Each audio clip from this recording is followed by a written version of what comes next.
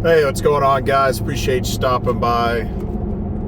I was reading through a lot of comments on some of the shorts that I've uploaded recently, as well as some of the videos, and I saw it's somewhat of a common theme among quite a few of them. Not all of them, but quite a few.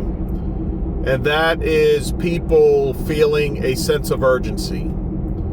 And I did a video a little while back where I was asking people, if they felt a sense of urgency. And, a lot of people commented, yes, they absolutely do. And one of the things I'm seeing is people commenting that they do, but they're also saying why. And it's not just some gut feeling out of the blue. It's not just something that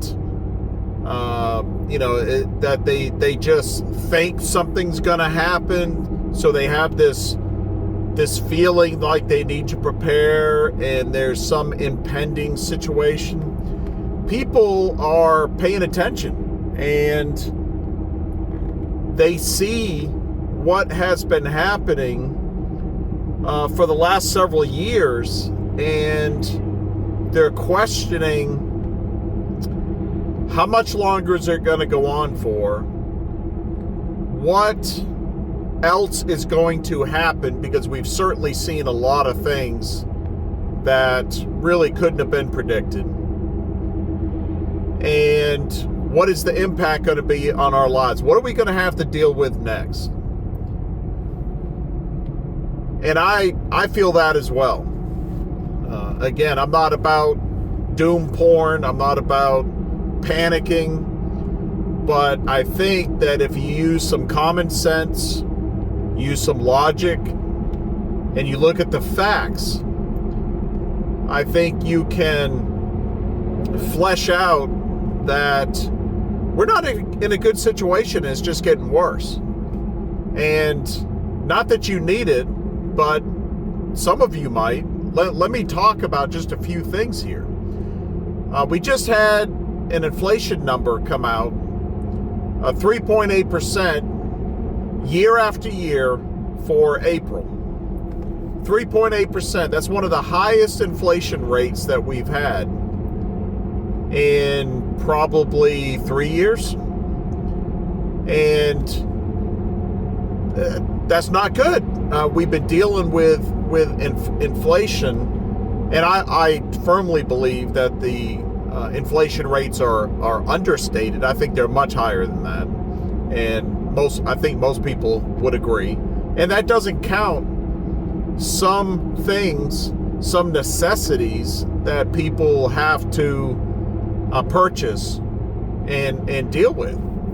So it's a piece of the puzzle as to why life in America continues to get more difficult.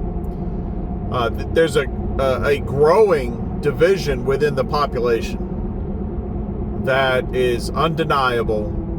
And I can remember back in the 90s and 2000s when you had, usually it was two sides to every issue. But oftentimes those two sides were actually pretty close in their opinion compared to today. Now, today, you could have an issue and have 5 or 6 sides, and they're way far away from each other.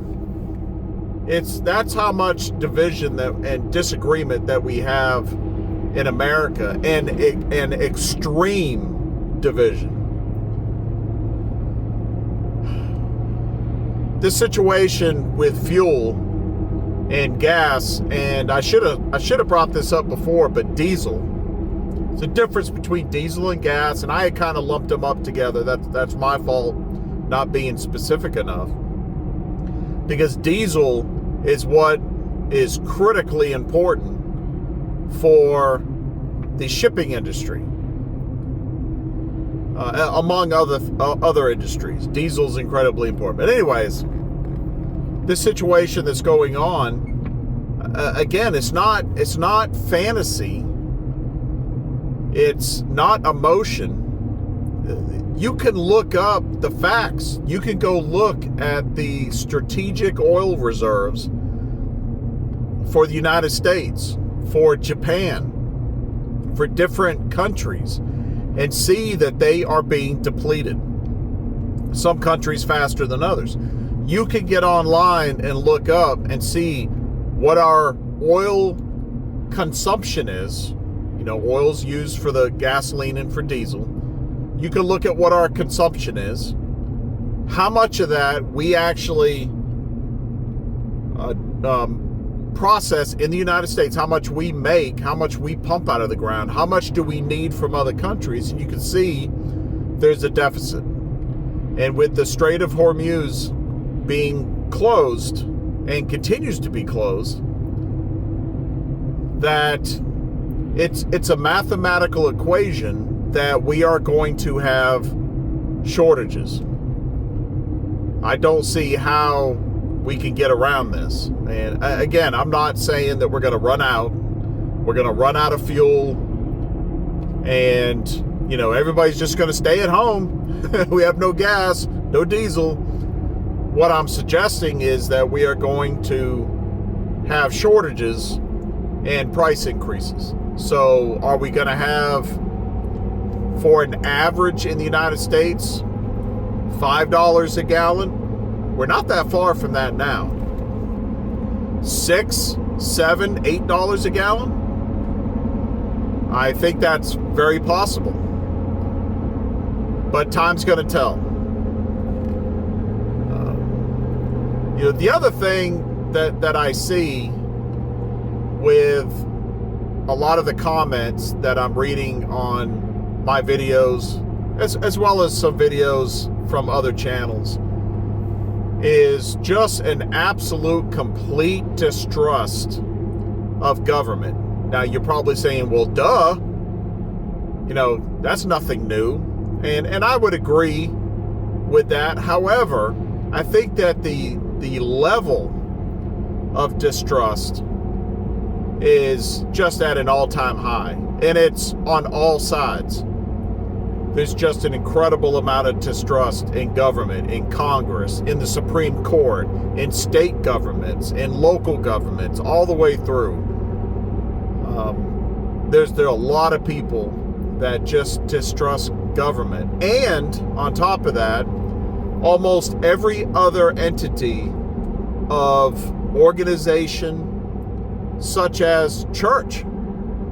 There's a ton of people that distrust church. Now, maybe they like the church they go to, but every other church, no.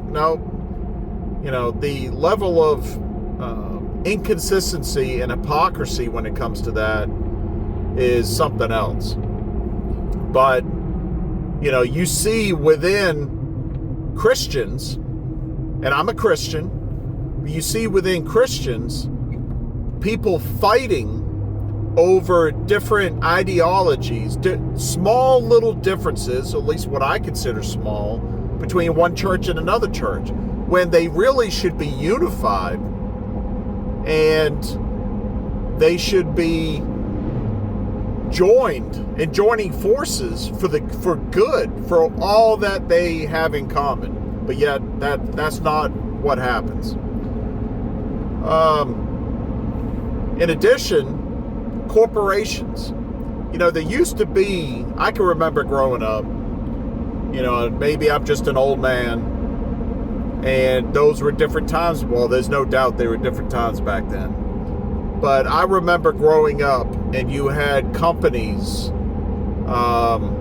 Procter and Gamble. You had Johnson & Johnson. Probably GE, Kraft, Bayer. You had some of these companies that just had, I know I'm leaving some out, Kmart. I'll throw Kmart out there. Some of these Oh, and there was also a restaurant called Shoney's. Quincy Steakhouse. These were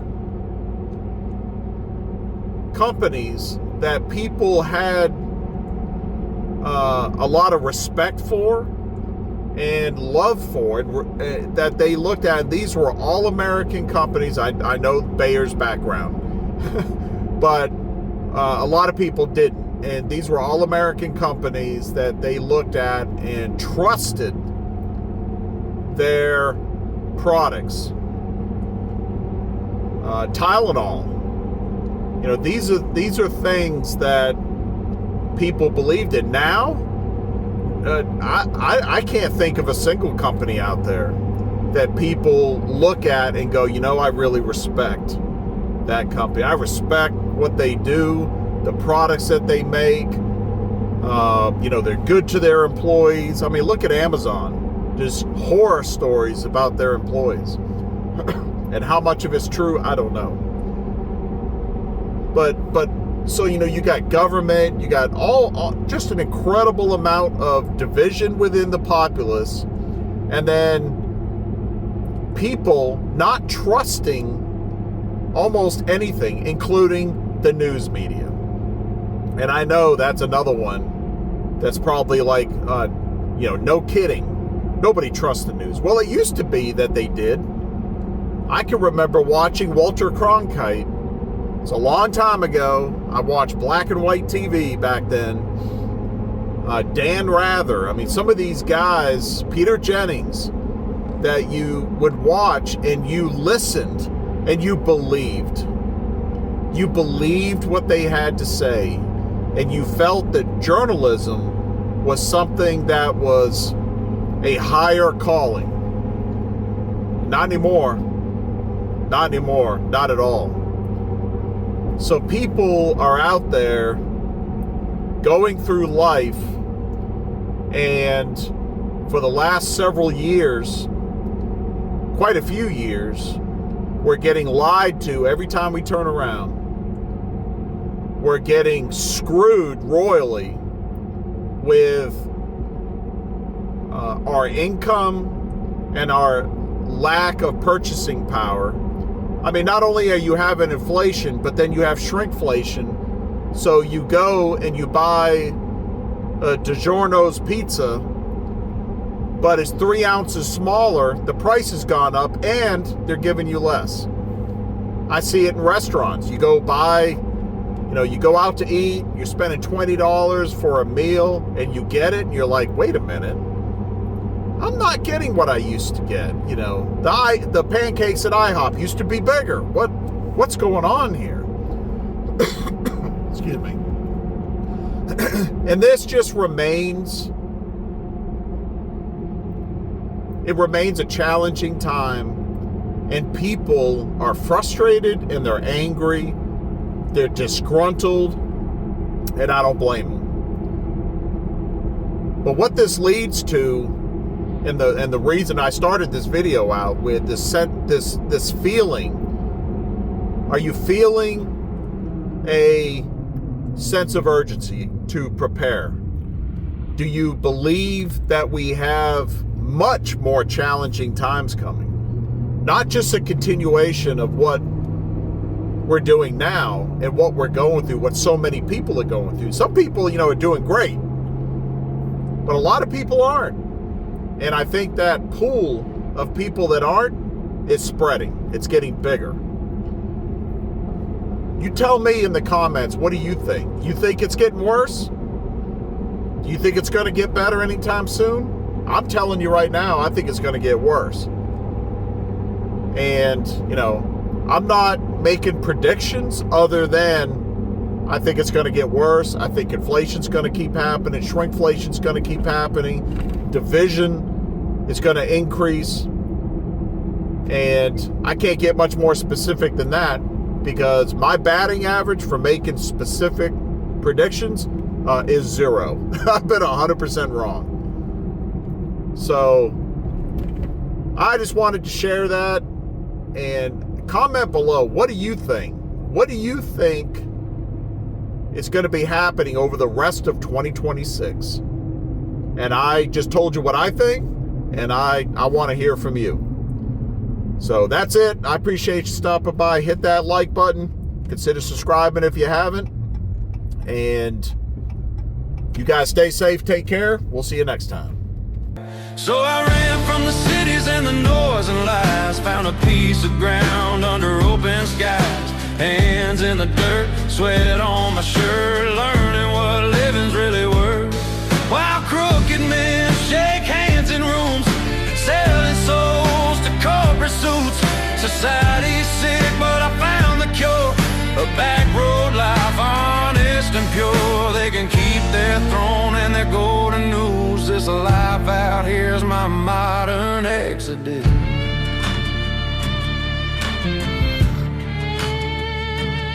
I traded screens for a sunrise, callous palms, blisters, pride.